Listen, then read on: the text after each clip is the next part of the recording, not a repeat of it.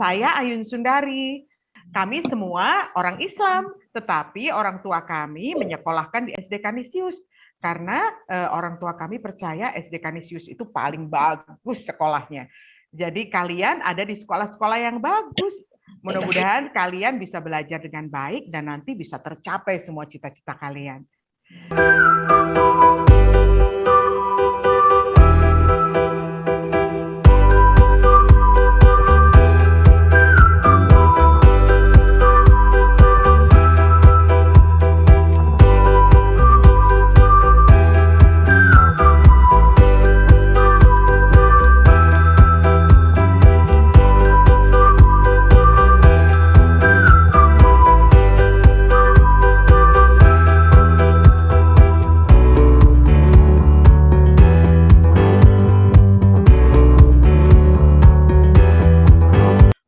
Orang itu pandai atau cakap berkomunikasi, dia akan berhasil di banyak hal dalam hidupnya.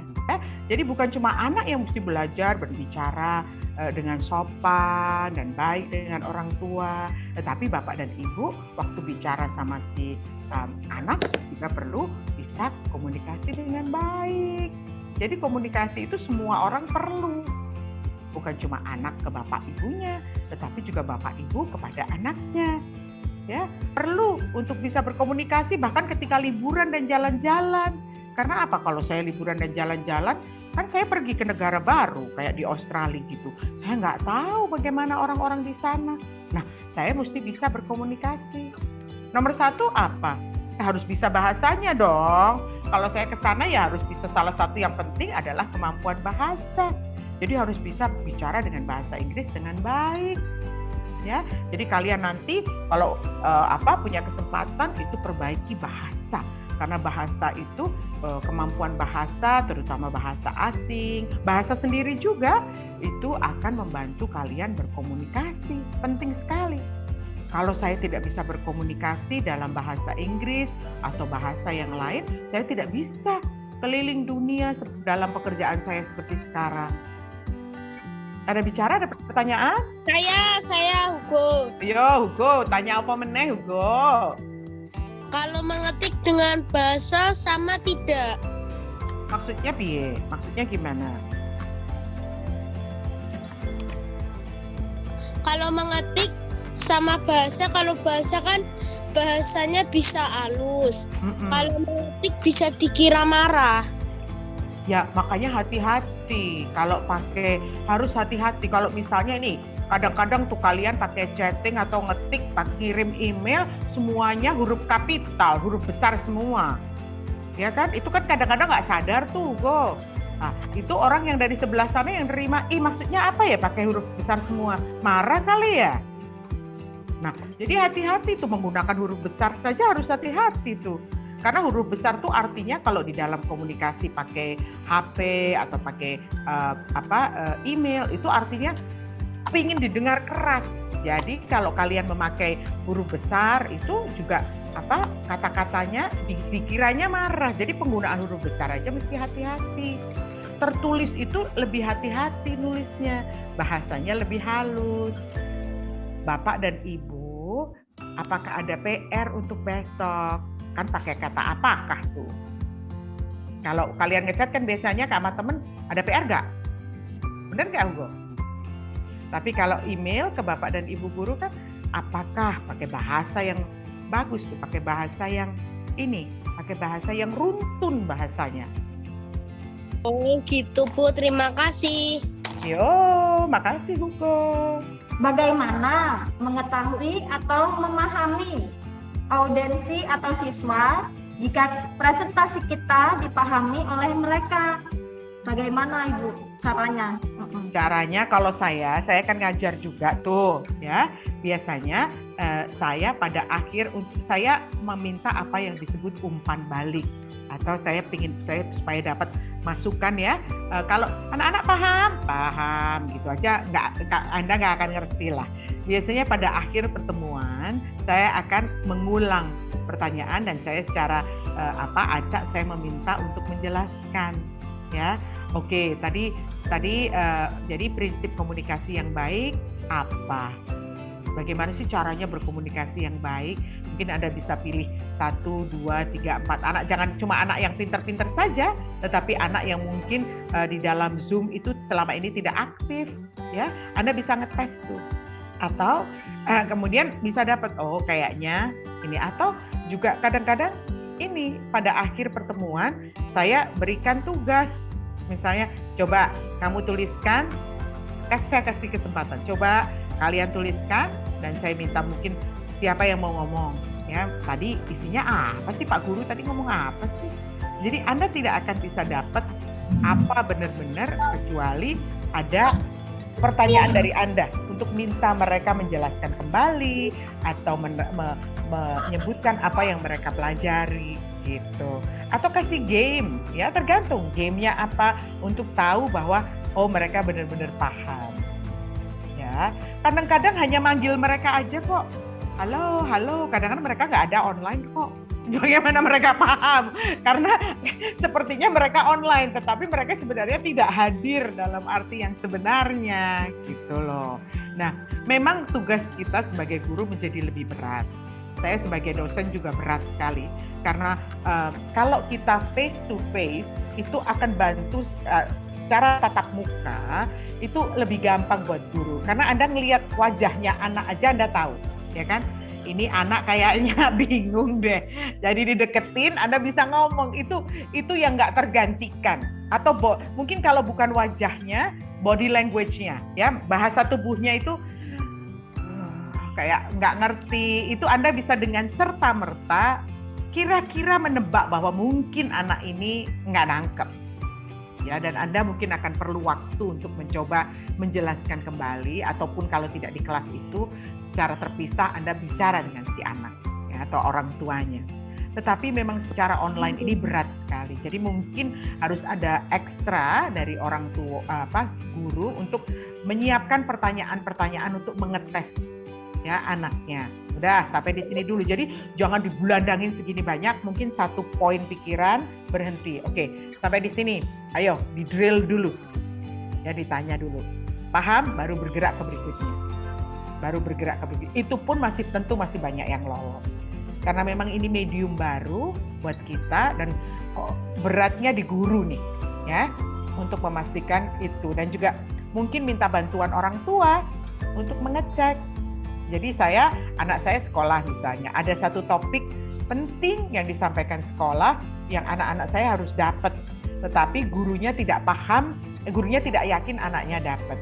Gurunya biasanya akan mengemail ke orang tua dan ngasih tahu, Bapak dan Ibu guru, hari ini kita membahas topik A, B, C, D. Misalnya biasanya itu yang terkait dengan kesehatan reproduksi atau apa yang mungkin anak-anak malu atau bagaimana.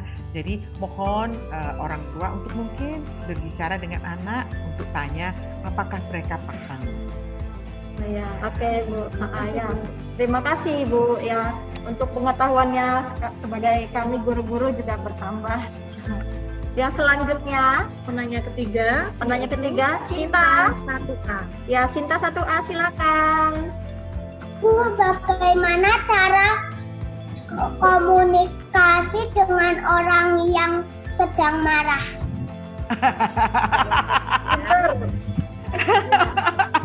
Susah Sinta berkomunikasi dengan orang yang sedang marah. Kalau saya gini, kalau kadang-kadang kalau orang marah itu diajak ngomong tambah marah lagi, apalagi kalian bantah, tambah marah lagi, malahnya jadi 3 kali. Misalnya gini, Sinta kamu belum makan dari tadi, atau Sinta disuruh mandi dari tadi tidak mau mandi-mandi, ya kan? Ibunya udah sampai keluar tanduknya tuh, ibunya marah-marah gara-gara Sinta disuruh mandi dari tadi tidak mau mandi-mandi. Sampai rambut putih, Bu. Sampai rambut putih. Ya kalau ibunya nggak mau gini, nomor 1 jangan sampai ibunya marah-marah. Masa cuma suruh mandi aja sampai marah-marah, Sinta? Ya kan? Nomor 1 jangan sampai marah. Ya kan? Udah tahu jam 4 kalau aku nggak mandi, ibuku bakal teriak-teriak nih, marah-marah. Ya sebelum jam 4 Sintanya mandilah. Atau kalau Sinta belum mandi, Iya Bu, kadang-kadang satu kata itu penting loh. Maaf. Maaf ya Bu. Iya, aku mau mandi. Kadang-kadang itu aja udah bikin ibunya hatinya adem tuh. Nggak jadi marah-marah tuh. Ya, kalau salah mintanya bandel ya bilang aja. Bu, maaf ya Bu, aku harusnya udah mandi dari tadi. Iya deh, sekarang aku mandi. Tapi jangan main game lagi. Terus nanti ibunya marah-marah lagi, ya. Jadi biasanya ada satu kata tuh yang saya suka dari anak-anak saya kalau mereka tahu marah. Mereka biasanya diem. Jadi nggak bantah-bantahan. Tuh. Saya nggak suka kalau lagi marah anak saya tambah ngeyel. Saya tambah marah. Jadi biasanya kalau saya juga dimarahi ibu saya diam. Apalagi kalau saya salah, ya. Kalau saya dimarahi saya diam dulu. Terus saya minta maaf kalau saya memang salah. Terus mengerjakan yang mesti dikerjakan. Gitu ya Sinta, jangan sampai ibunya rambutnya putih kalau masih muda. Saya yang ngomong Bu, tadi saya yang ngomong. Oh gitu. Ya, Bu, terima kasih ya. Ya, pinter ya. Nah, oke. Bagaimana cara mengatasi jika lawan bicara kita mendominasi pembicaraan kita? Nah itu Bu, silakan Bu. Oke, biasanya ini orang-orang yang agresif ya, mendominasi ya. Tegas. Ya, kita kadang-kadang mesti bersikap tegas. Kalau orangnya mau terus-menerus, gini, kadang-kadang yang ngomong gini nih orang tua tuh yang suka mendominasi tuh anaknya nggak boleh ngomong. Jadi ya kadang-kadang kalau orang tuanya ngomong terus ya dengerin aja dulu.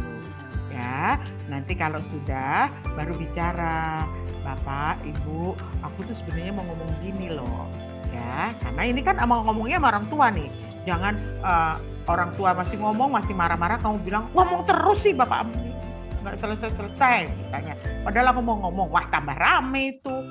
Jadi marah deh, ya. Tapi kalau mendominasi misalnya teman-teman di sekolah, terus ada temennya nih yang kalau ngomong nggak berhenti-henti, ya. Mungkin kalian sebelum ketemu mau ngomongin apa nih, masalah apa, kalian bikin aturan dulu. Ini ya, kita bikin aturan ya. Seorang satu kali ngomong dan ngomongnya sekian. Jadi kalian ada yang jadi itu tuh kayak moderator tuh yang ngatur loh, ya. Jadi bikin aturan dulu. Ya, aturan. Yang sudah ngomong kasih kesempatan yang lain dulu ya. Jadi kalian bisa ngatur tuh tanpa harus bantah-bantahan marah-marah. Jadi dia harus ikut aturan. Jadi misalnya ini rapat sekolah nih, kalau ngomongin rapat sekolah nih, misalnya lagi ngurusin apalah, urunan apa kegiatan apa, kalian bisa kita bikin aturan ya, ngomongnya satu-satu dan yang sudah bicara ngasih kesempatan yang lain. Jadi sudah bikin aturan mainnya tuh. Satu.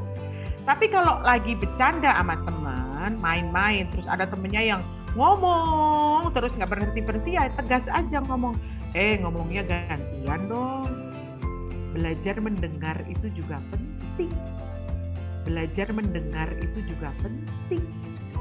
Siapa yang mau memberi kesimpulan dari kelas inspirasi kita hari ini? Siapa? Ada satu orang anak yang mau memberikan kesimpulan hari ini apa? Ada? Ya, saya Bu Guru. Siapa? Konan? Konan mau memberi satu kesimpulan? Iya, Apa? harus ngomong dengan baik, tidak boleh menyakiti perasaan orang. Komunikasi. Terus apa lagi? Habis itu dalam berkomunikasi harus sopan. Kalau dibilang orang tua harus langsung mandi. Pinter Conan. Jadi nggak usah nunggu ibunya sama bapaknya marah ya. Nanti daripada gimana caranya berkomunikasi dengan orang yang marah, kamu yang bikin marah sih. Oke, terima kasih Konan. Terima kasih Conan. Ya, ada lagi yang mau memberikan kesimpulan? Gisela tuh kayaknya tangannya diangkat. Gisela, silakan.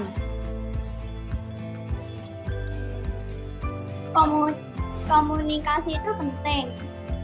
Ya. Betul. Ada lagi? Ada lagi?